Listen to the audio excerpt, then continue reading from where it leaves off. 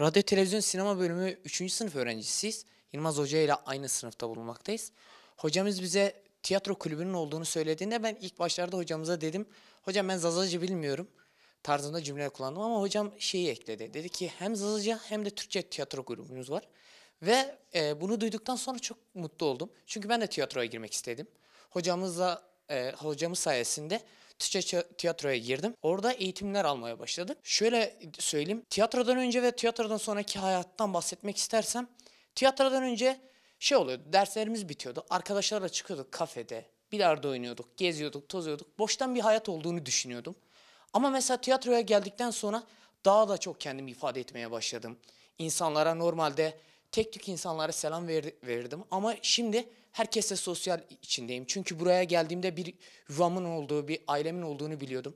Herkes zaten burada bir aile bizim için. Mutlu bir şekilde yaşam sürdürüyorduk ama o ailemizi bizim elimizden aldılar. İsmim Cihan Dede. Ben de Yılmaz Can Şare hocamızın dersinde Zazaca Tiyatro grubunda oyuncusuyum. Hocamın işine son verildiğini duyunca gerçekten üzüldüm. Tunceli'nin özünü, kültürünü dile getirmeye çalışan genç arkadaşlarımızın hani burada Türkçe grubunda da oyunculuk yapan eğitimlerine son verilmesi gerçekten üzücü. Konuyla ilgili yapmış oldukları açıklama çok yersiz gelmekte. Tiyatro bir ilin en özde, en gözde mesleklerinden biri. Bunu icra eden, bunun için emek sarf eden, insanların duygularını, düşüncelerini aktardığı bu alana ket vurulmasını kınıyorum. Umarım bir an önce bu hatadan vazgeçilir ve genç arkadaşlarımız da bizler de aynı eğitimimize yine kültürümüzü, özümüzü dile getirmeye devam ederiz. Ben Türkçe tiyatrodan Jiyan. Birkaç gün önce hocamız işten çıkarıldı. Bu yüzden artık tiyatroya ara verip kısa bir süredir zaten tiyatroya başlamıştım Yılmaz Hoca sayesinde. Güzel olmuştu benim için bölümüm açısından da. Biraz daha şu anda da aslında var olan anksiyetemi yenmeme yardımcı olmuştu. Yarıda kaldı. Umarım tekrardan düzelir. Yani pek öyle görünmüyor ama inşallah devam edebiliriz. Tiyatroya gelmeden önce biraz daha duygularımı açıklamakta zorlanıyordum. Anksiyetem vardı birazcık. Bunları yenmem gerekiyordu. Biraz daha bunları yenmeme yardımcı oldu. Yani duygularımı, düşüncelerimi aktarmakta daha şey oldum ya, açıklayabiliyorum tiyatrodan sonra az da olsa. Kesilmeseydi belki daha iyi geliştirebilirdim kendimi, belki daha iyi ifade edebilirdim. Umarım düzelir. Ben Yusuf, Türkçe tiyatro kursundanım. Yeni başladım arkadaşım Demir'le beraber. Onun gittiğini öğrendim. Ben de dedim gideyim yani farklılık olur. Ben de yeni bir şeyler denemek istiyorum. Hem durumum da kötüydü yani. İyi değildim yani. Psikolojik olarak falan.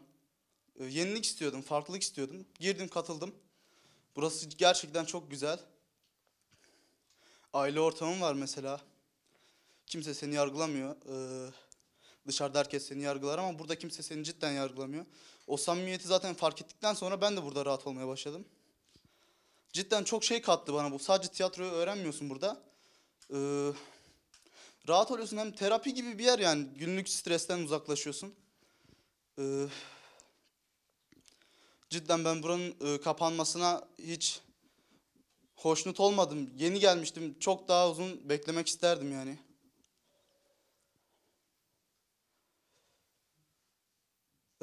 Son olarak şey demek istiyorum. Sanattan tasarruf edilmemeli bence. Sanata yatırım yapılmalı. Ben Yılmaz Can Hocam'ın Türkçe tiyatro grubundan bir öğrencisiyim. Birkaç gün önce duyduğumuza göre Yılmaz Can Hocam'ın işine son verilmiş. Bu durum beni ve ekip arkadaşlarımı çok üzdü. Çünkü burası bizim kendi tabularımızı kırdığımız, kendi benliğimize ulaştığımız bir yerde aslında. Buraya gelmek hepimizi çok mutlu ediyordu. Hepimize çok olumlu şeyler katıyordu. Burada aslında biz eğitim görüyorduk, yani tiyatro hakkında birçok şey öğrendik ve sadece tiyatro hakkında da değil. Burada verilen eğitim bizim günlük hayatımıza da çok iyi şekilde yansıdı. Yani mesela ben buraya başlamadan önce arkadaşlarımla sosyalleşebileceğim tek alan kafelerdi. Dışarı çıkıyorduk, kafeye gidiyorduk, geri eve geliyorduk. Yani başka bir şeyimiz yoktu açıkçası. Daha sonra ben burada belediyemizin bir tiyatro kursu olduğunu öğrendim. Buraya başladım. Ekim ayında başlamıştım ben. Ve Ekim ayından bu yana birçok şey kazandım. Hem kendi benliğimi buldum hem de burada birçok kişiyle tanıştım, arkadaşlarımla sosyalleştim. Bu alanın kısıtlanması, bu alanın bizim elimizden alınması bizi gerçekten çok üzdü. Umarım bu konu hakkında bir şeyler yapılır ve biz tekrardan eğitimlerimize devam ederiz. Çünkü bu şehirde başka tiyatro alanında eğitim alabileceğimiz bir yer yok. Başka eğitim veren biri yok. Yılmaz Can hocamızın da bizim üzerimizde çok büyük emekleri var. Çok güzel vakitler geçirdik kendisiyle. Dediğim gibi umarım bu eğitim hakkı bize tekrardan sağlanır. Ben Senem. Emekli öğretmenim. Bir kurs açıldığını, tiyatro ile ilgili açıldığını duydum. Evde bunu almıştım. Hiçbir yere gitmiyordum. Dedim ki oraya katılayım. En azından benim için sosyal bir aktivite olur. Katıldım, devam ettim. Bir süre sonra duydum ki kapanıyor. Çok üzüldüm. Nedenini de bilmiyorum. Tasarruf tedbirleri nedeniyle galiba söylenmiş. Öyle söylendi. Ama çok üzüldüm. Sonuçta biz burada bir araya gelip bir eğitim görüyorduk. Öğrenciler eğitim görüyorlardı. Kendimizi bulduk en başta. Ben daha önce evde bunalıma girmiştim gerçekten. Emekli olduğum zaman da olmadan önce oğlum bana dedi ki anne dedi emekli olursan dedi sosyal çevren biter, kariyerin biter. Ben o zaman demiştim ki hayır öyle bir şey olamaz. Ama yıllar içerisinde kendimi çok böyle atıl durumda, çok böyle geri bir pozisyonda gördüm ve bu benim psikolojimi gerçekten bozdu. Sonra bu aktiviteyi görünce dedim ki gideyim geldim ama gerçekten kendimi çok iyi hissettim. Yani böyle doktora gitseydim, ilaç alsaydım inan ki bu kadar bana yani etkili olmayacaktı. Beni sağlığıma kavuşturmayacaktı. Ama şimdi duydum, çok üzüldüm. Yine aynı durumlara düşme korkusunu yaşıyorum. Kendimi çok iyi hissediyordum. Yani isterim ki tekrar aynı yerde yer almayı çok isterdim. Bilmiyorum ne olacak. Tunceli'de Türkçe tiyatro kursu öğrencisiyim. Biz buraya gelen genç arkadaşlarımla beraber çok mutluyduk buradan cidden. Ama kapandığını duyunca gerçekten çok üzüldük. Bizim hocamızın üzerine gerekse grup arkadaşları bizim üzerimizde çok büyük emeği var. Yani kapanması beni gerçekten çok üzdü ve ayrıca hocamıza da buraya yaptığı emeklere de saygısızlık oldu. Gelmeden önce ben burada cidden özgüvensiz ve biriyken, biraz da asosyal biriyken, ben buraya gelmeden önce tiyatroya ilk gelişimde annemle gelmiştim ve hocanın elini sıkmaya bile utanırken bu tiyatro cidden bana bir sosyalleşme alanı oldu. Bana çok şey kattı. Gerçekten bazı şeyleri de öğrendim. Ama şimdi kapanması olmadı cidden. Biz şimdi ne yapacağımızı düşünüyoruz, onun derdindeyiz. En azından bura bir günlük hayattan kaçma yeriydi. Artık gidebileceğimiz bir yer yok. Cidden olmadı bu. Tiyatrodan sonra da okul hayatıma enerjik bir yansıma oldu. Cidden arkadaşlarımla daha iyi iletişim kurduğumu hissediyorum. Gerçekten özgüvenin ne kadar sınıfta olmadığını ve herkese lazım olduğunu anladım. O aramızda bir fark oluştu cidden sınıf ortamıyla. Tiyatro bana çok şey kattı, yani enerji de verdi bir yandan da. Ben Türkçe grubundan Zilan.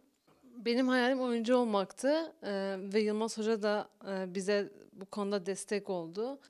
İşten çıkarıldığını, artık tiyatroya devam edemeyeceğimizi söyledi. Biz bunu istemiyoruz.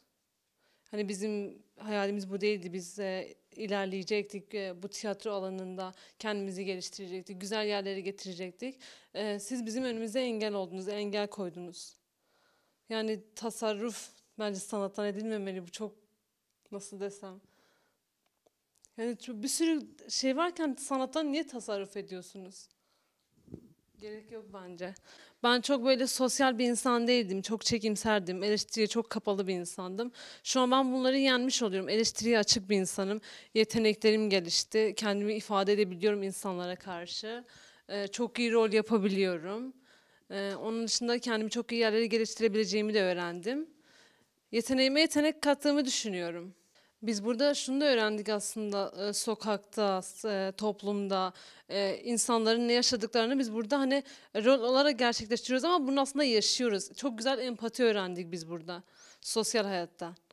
Empati kurabiliyoruz çok iyi. İnsanları anlayabiliyoruz. İnsanlara yardımcı olabiliyoruz. Bunları öğrendik. Mesela tiyatroyu engelliyorsunuz ya, bu çok çok bence çok yanlış bir şey. Çünkü sizin de gördüğünüz gibi hani bizim hocalarımız başarıyor, yapıyor. Yurt dışına kadar sahneler alıyorlar. Bu çok önemli bir şey. Burası açısından insanlar burayı tanıyor, buraya yatırım yapıyor, buraya gelmek istiyorlar, görmek istiyorlar. Bence bu çok güzel bir reklam. Tunceli için çok güzel bir reklam bence. İnsanlar geliyor, görüyor, insanlarını merak ediyor. Sonuçta biz buradaki insanları sahneliyoruz. Buradaki insanları anlatıyoruz bu tiyatrolarda. Biz artık sıkıldık bir kafeye gidip oturmaktan, bir okey oynamaktan. Erkek gibi, dayılar gibi, amcalar gibi okey oynamaktan biz sıkıldık. Biz farklılıklar istiyoruz. Biz sosyalleşmek istiyoruz. Biz öğrenmek istiyoruz. Biz öğretmek istiyoruz.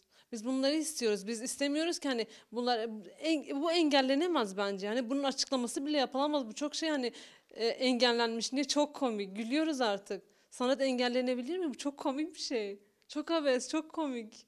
Biz de gülüyoruz şu anda. Evet, şimdi belediyede oluşmuş olan durumdan biraz bahsetmek istiyorum. Burada belediyede 2 grubu çalıştırıyoruz. Yani bir tanesi Türkçe, bir tanesi de Kırmançki Zazaca tiyatro grubu olmak üzere. 2 gruba eğitim veriyoruz. Yaklaşık 4 yıl civarında bir süredir bu eğitimler sürüyor. Şimdi kente baktığınız zaman, Dersim'e baktığınız zaman Dersim sosyal yaşantı açısından yoksulluk yaşayan bir kent. Yani buranın çok ciddi bir sineması yok. Yani devlet tiyatrosu yok. İnsanların gidip deşarj olabilecekleri bir alan yok. Onun için bu 2 çalışma ve bu 2 alan sosyal yaşantı açısından bu kente hizmet sağlayan 2 alandı. Ama gerek benim gerekse de işte Zeynep Hoca'nın müzik öğretmenliği yapan bizim işlerimize son verilmesi bu 2 alanda kapanmasına neden oldu. Mesela Zeynep Hoca'ya baktığınız zaman onun da 50'yi geçkin bir öğrencisi var. Bizim de yani yine 20-30 civarında bir öğrencimiz var gelip giden. O çocuklar şimdi Zeynep Hoca'ya soruyorlar. Hocam biz nerede eğitim alacağız ya da işte bağlama eğitimimizi nasıl sürdüreceğiz? Bizim keza yine aynı şekilde bizim öğrencilerimiz bize soruyorlar. Biz tiyatro eğitimimizi nerede sürdüreceğiz? İnsanların eğitim hakkını elinden almak doğru bir davranış değildir. Gerekçe olarak ne gösterildi? Gerekçe olarak da bütçe yetersizliği gösteriliyor. Yani koca bir belediyede sanırım 2 sanat insanına bütçe yetirilemedi. Bir tanesi, hani kendim için söylüyorum, bu kente herkes bilir, tanıyanlar bilir. Bu kentin kültürüne, inancına, diline yıllardır hizmet ediyoruz. Bu kesintiye uğradı. Ne olacak bundan sonra? Bu çocuklar nerede ya da bu insanlar nerede eğitim alacaklar? Nerede eğitimlerini sürdürecekler? O da kocaman bir soru işareti. Kayyum, işte ilim valisi buraya atandığında şey demişti, bu kenti huzur kentine çevireceğiz. Tabii ki olumlu çalışmaları oldu. Mesela takdir edilecek çalışmalar da oldu. Onları inkar edemiyoruz. Deprem alanda birçok çalışmaları oldu ve biz mutlu olduk. Bizim aradığımız, istediğimiz şey huzur. Ben mesela sanat hayatımda hiçbir partinin, hiçbir siyasi görüşün güdümüne girmiş değildim. Girmedim de. Sanatı hep bağımsız, hep halkın tiyatrosu olarak devam ettirdim, sürdürdüm. Öyle de sürdüreceğim. Zaten bu konudaki kararlılığımı beni tanıyan insanların hepsi bilirler. Bizim buradaki söylevimiz de politik, siyasi bir söylev değil. Biz kendi ekmeğimizin derdine düştük, bu bir. İkincisi de bizim çocuklarımız ya da kursa gelen insanlarımızın mağduriyeti ne olacak? Yani nasıl sürdürülecek? O sorunun da cevabını arıyoruz ve bulamıyoruz. Buraya baktığınızda şu an içinde bulunduğumuz küçük bir salon. Bu salonun boyasını kendimiz yaptık. Kendi evlerimizden işte malzemeler, eşyalar taşıdık buraya. Burayı bir şeye benzettik. Yani sahnesini boyadık vesairesini, duvarlarına portreler astık. Burayı bir sanat merkezine çevirmeye çalıştık biz kendi çabamızla. Şuraya bir kapı açtık, kulis yaptık filan. Dedik ki ya zaman zaman 20 kişi, 30 kişi halktan gelirler. Biz de doğaçlama tiyatro yaparız. En azından gelenler de bir nefes alırlar, oh derler. Çabamız bu. Yoksa bir politik kimliğe bir şey büründürmek çabasında değiliz. Yani bunu açık yüreklilikle söyleyeyim. Zaten Bizim şu davranışımız da bu kötü gidişatı ya da bu olumsuz durumun tersine dönmesini istemektir. Ama bu döner mi, dönmez mi? Onu inanın ben de bilmiyorum. Dediğim gibi evet, eğer kentin sosyal yaşantısı sıfır denecek düzeydeyse, eğer insanların moral motivasyonu çok düşük durumdaysa ve sanatın da kolu kanadı koparılıyorsa, yani o kentte mutluluktan ve huzurdan bahsetmek gerçekten zor.